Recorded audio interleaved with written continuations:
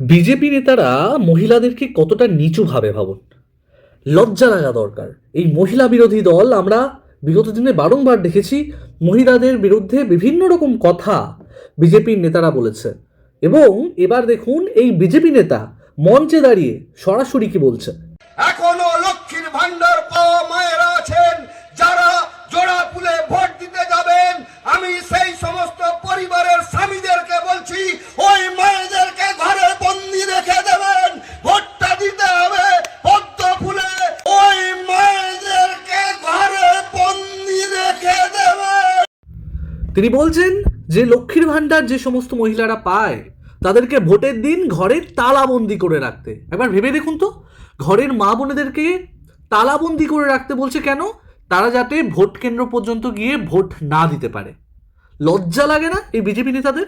এরা এসে বড় বড় মহিলা স্বাধীনতা, মহিলাদের উন্নয়ন এই সমস্ত নিয়ে বড় বড় বাতেলা মারে।